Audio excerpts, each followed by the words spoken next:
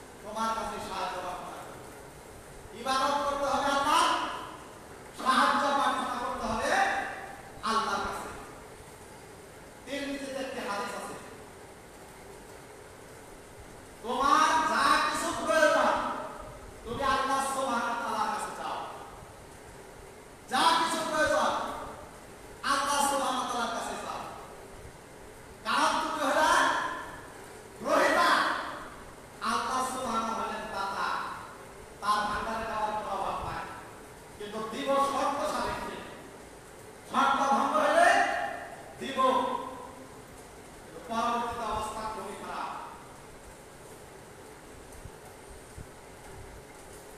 এরপরে উলুহিয়াত ইবাদত, আল্লাহর একত্ববাদ মানুষ শেষ করে, ইবাদত মানুষ আল্লাহ সুবহানাহু ওয়া তাআলার সাথে শেষ করে। আল্লাহ সুবহানাহু ওয়া তাআলা বলেন সূরা জারিয়াত 51 নম্বর সূরা 56 নম্বর আয়াত, এই আয়াতের ভিতরে মহান আল্লাহ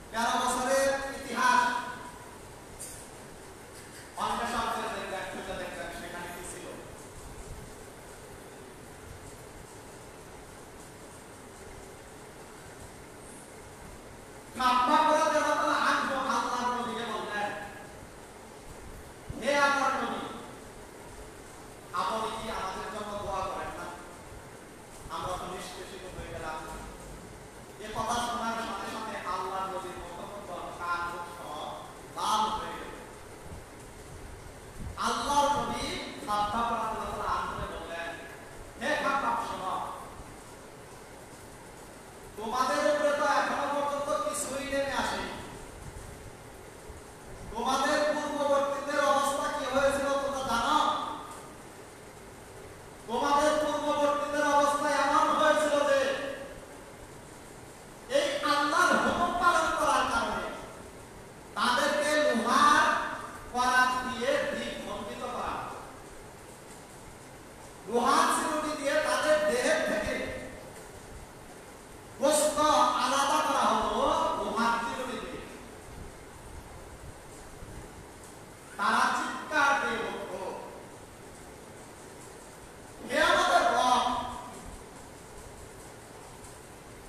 আমাদের বিজয় কবে আসবে? জবাবে আল্লাহ সুবহানাহু ওয়া তাআলা বলেছিলেন, তোমাদের বিজয় সুনিশ্চিত অতি নিকটে।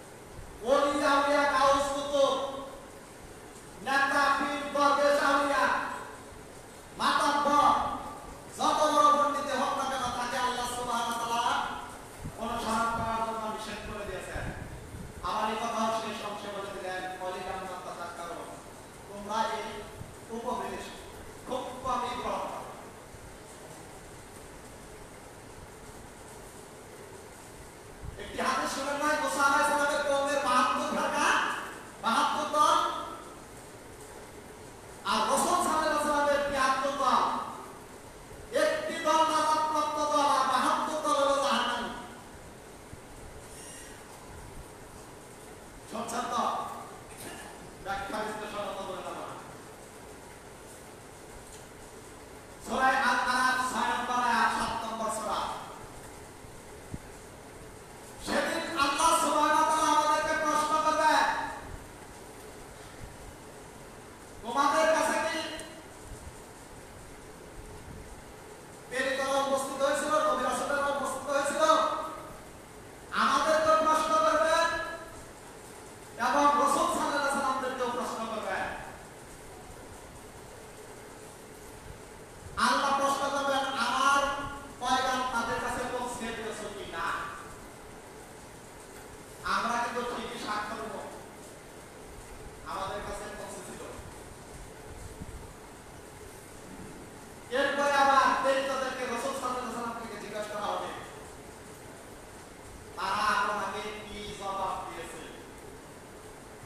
কি জবাব দিয়েছে? আমরা কোরআন পড়ছি, কোরআন পড়লে বুঝে আমল করছি, নাকি হরফের 10 থেকে করছি? এই জন্য আমাদের সমাজের ভিতরে কিছু কিছু বিষয় আছে। যখন কোরআন তত্ত্ব হয় মায়াতের উদ্দেশ্যে, সেখানে তালাকের আয়াত পড়া হয়। আছে না তালাকের আয়াত কোরআনে? জিহাদের আয়াত আছে না? রোজা নামাজের আয়াত আছে না? তাহলে মায়াতের উদ্দেশ্যে আমরা যে কোরআন খতমটা দেই, মায়াত কি বুঝবো? কোরআন জীবিত ব্যক্তিকে অধ্যয়ন করতে হবে এবং কোরআন দিয়ে জীবন যাপন করতে হবে। করবেন না? আল্লাহ সুবহানাহু ওয়া তাআলা সূরা আল-বাকারা 2 নম্বর সূরা আয়াত নম্বর 48 আয়াত নম্বর 123, সেই দিনকে ভয় করো, সেই দিনকে ভয় করো যেদিন কেউ কারো কোনো উপকারে আসবে না, কারো সাহায্য কারো জন্য প্রযোজ্য হবে না, সেই দিন কেউ মুক্তিপ্রাপ্ত হবে না। আপনি সাহায্যের জন্য বসে থাকবেন, অমকে আপনাকে সাহায্য করবে, তমকে আপনাকে সাহায্য করবে, এ আশা করেন না। কেন করবেন এই আশা? হাদিসে আছে রাসূল সাল্লাল্লাহু আলাইহি ওয়াসাল্লাম আমাদেরকে সাহায্য করবেন, সুপারিশ করবেন। তাদের জন্য যারা আল্লাহ সুবহানাহু ওয়া তাআলার হুকুম পালন করেছে, যারা আল্লাহ সুবহানাহু ওয়া তাআলার নিষেধ পালন করেছে, তাদের জন্য মায়ার রাসূল সাহায্য করবে। কালকে আমাদের ময়দানে রাসূল সাল্লাল্লাহু আলাইহি ওয়াসাল্লাম উম্মতের বিরুদ্ধে মামলা করবেন, সেটা কি জানেন? সেটা কখনো শুনেছেন? রাসূল সাল্লাল্লাহু আলাইহি ওয়াসাল্লাম কিয়ামতের মাঠে তার উম্মতের বিরুদ্ধে মামলা করবেন, এ কথা মনে হয় শোনেন না। শোনার ইচ্ছা আছে না? না? যদি শোনার ইচ্ছা থাকে, আজকে আলোচনা শোনার পর যে যেভাবে পারেন কোরআন বোঝার চেষ্টা করবেন। এই যে মসজিদে শুক্রবারে জুমার খুতবা, এটি কিন্তু আসলে মূলত জাতীয় ভাষায় হওয়ার কথা। এটি কিন্তু আসলে মূলত জাতীয় ভাষায় হওয়ার কথা। আমার কাছে সৌদি আরব চিঠি লিখলো আরবিতে, আমি পড়লাম বাংলা। আমি আরবি কি বুঝবো আর সৌদি আরব ভাই বাংলা কি বুঝবো? তাহলে একজন দুভাষীর দরকার আছে না? আমাদের মধ্যে তো দুভাষী নাই, আমরা বাংলাই সঠিকভাবে পড়তে পারি না। বাংলা ভাষার যে বাংলা, আমাদের যে মাতৃভাষা বাংলা, এটি তো আমরা স্পষ্ট করতে পারি না। বাড়িতে যাই বলেছে ও মায়া ভাবতে তরকারি দিয়ে দেওয়া দিছস, এটা তো বাংলা ভাষা না। আমাদের বাংলা ভাষাই তো ঠিক নাই। এই জন্য সূরা ইব্রাহিম